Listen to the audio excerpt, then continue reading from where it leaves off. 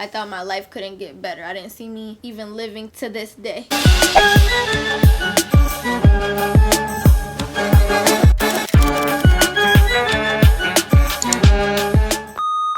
What's good, Nessa Gang? Welcome back to my channel. If you're a new viewer, make sure you hit that subscribe button and be a part of Nessa Gang, because Nessa Gang is the latest gang of all gangs. I just want to thank everybody who's been keeping up with my life story, that's been watching every story, that's been giving me feedback. I do look at every single comment. I'm trying to post as frequently as possible, but you know, I'm busy and trying to actually live the real life, you feel me? But first off, I just want to apologize if my last video was quiet. I realized at the last minute that my microphone was not connected, so I did my best to turn it all the way up, but I do notice that it was a little bit staticky, so I apologize for that. But you guys asked me a lot of questions on my community tab, and I just thought that before I tell you guys my next story, I just clear up all of those questions for you. I said I'm about to film part 5 right now. Anything you have questions about and want me to mention, and I got over 80 comments, so instead of answering it on that video because it was already really long, I decided to answer it on a separate video.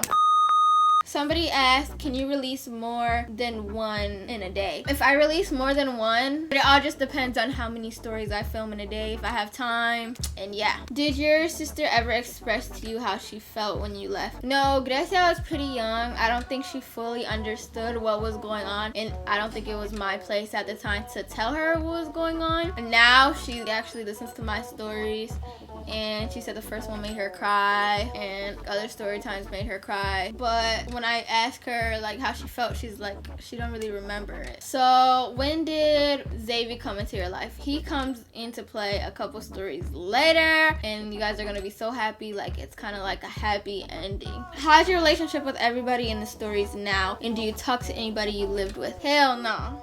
Nope, never, nah. It is getting darker and darker as I'm making these videos. No. Why can't your little sister live with you? Because she is underage, but if she was 18 and she wanted to live with me, we would make something happen. What was your favorite house to live in? I actually cannot give you an answer. Yeah, I can't give you an answer because they were all like crazy. This house, the one that I'm in now, that's my favorite. Has anyone that lived with you besides your parents seen one of the videos? So I think they mean, has anybody who was in the story seen the video? Yes, I know Ipsy's watching for sure, so that means everybody else is probably watching, and obviously my parents and my sisters. So far, like, people who I know in real life, that's all I know so far. Do you miss your mom? Will you forgive your mom, what she did to you? I just feel like there's a lot that hasn't been said. I guess I could say I forgive, but deep down I really don't, because there's not an explanation. Like, I don't have any closure, you feel me? Like, there was never any sorries, there was never any explanations. To this day, it doesn't seem like anything's changing or anything's gonna change, so I don't know. How do you feel about everything you went through, and how did it make you the Vanessa you are today? I'm gonna kind of answer 2 questions in one. And what would you change? So honestly, I feel like if I change anything, it would alter where I'm at today, and I believe that this outcome is the best outcome that I could have had, because should I have actually went with my sister, I'll probably be in college and be not happy. I probably would have never been on Instagram, on social media. I would have never met my boyfriend. I probably would have dealt with a lot of fuck niggas. I probably would have a million more stories to tell. So I wouldn't take anything back. I'm just glad that I am the person I am today, and I'm very positive, and I'm a very great person. So no, I don't take it back. Do I think that all of that stuff had to happen for me to be a good person? No, because I felt like I was already a good person, but it did teach me a lot of things about life. So yeah. Are you thinking about any pets or roommates? I actually get bored of being by myself sometimes, or just me and my boyfriend, because when he's busy and I want attention, I have like a little puppy or something. So yeah, but roommates, sometimes I think about like having a place with like a whole bunch of other influencers and just having a nice house with all of us. But at the same time, living with other people and seeing how other people could be, I don't think it's a good idea, because that could actually ruin friendships. Are you glad you moved out? It wasn't like an option, but yes, because like I said, I wouldn't be where I am today. This is so random, but how do you stay in shape? Honestly, I don't even feel like I'm in shape. I feel like I'm very out of shape because I stay in the house all day. I don't walk every day. Like, I walk from the couch to the bed to the kitchen to the bathroom, that's all. So I don't think I'm in shape. I don't even eat the healthiest. I just don't eat out a lot. Oh my gosh, I gotta turn this up again. If things got worse, would you have pressed charges against your mom? Most likely not, because like I told you guys before, no matter what happens to me, no matter how bad it gets, I always played it like it was nothing. Like, girl, you're fine, you're tripping. Like, people go through way worse things than you. That's all I was thinking in my head. You know, I think somebody had the balls to comment that under one of my videos, like, girl, I've been through worse than you. Stop complaining, sis.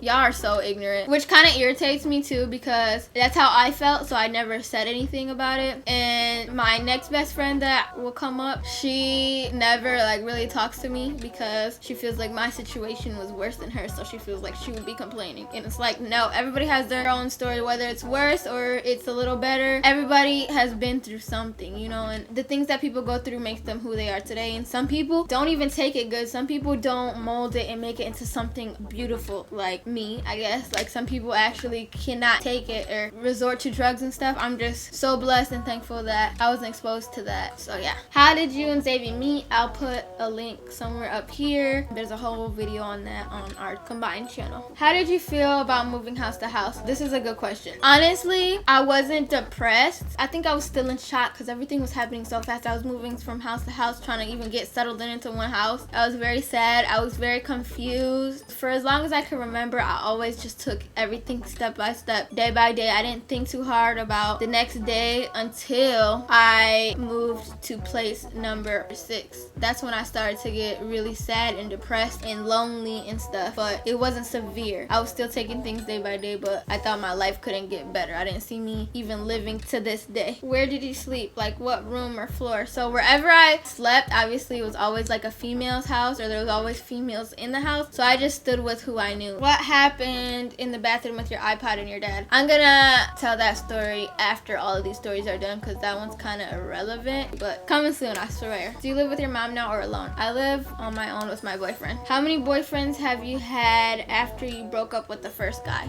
Xavier was my next boyfriend. He was the hero. Was there anyone else that lived close, or any other friends that was close enough to try to help you? Literally nobody, because I was struggling. Like, I was literally pulling teeth. I was pushing my luck when it came to staying at people's houses. Like, it was ridiculous. How did you get through it? Like I said, I just lived day by day. Didn't think about the worst, didn't think about the good, was just living. They say, are you living or are you just alive? And I was literally just alive. I didn't start living until a couple months ago when I moved here with Xavier. Did you ever think about harming yourself through the process? I think in episode 2 or 3 I told you guys that I did try, and I always thought about dying, but I was never brave enough to actually do it. Do you regret any decisions you made during this time? With the situation that I was in, if I could change anything, I would be more of an ass kisser, and I don't think that anybody should, you know, have to feel like that. But at the same time, if you're living with somebody else, you gotta adapt to how they feel, because everybody has their own opinions and think. You have to be very vocal. So if I could go back, I would get out of my comfort zone and actually talk to people, make them feel like I wasn't hiding anything, make them feel like I was very appreciated, because they don't know what's going on in my mind either. So I would go back and do that so that nobody had any issues with me. Maybe I would not have moved so many times if I just made an effort to always be vocal. But I'm a shy person, whether y'all believe it or not. Like, I'm pretty shy, and I never really wanted to do that. I just always thought that being alone, locking myself in a room, would make things better, make me stay longer, but instead it made me stay a shorter amount of time. So I would definitely do that, and that's the only thing that I would change.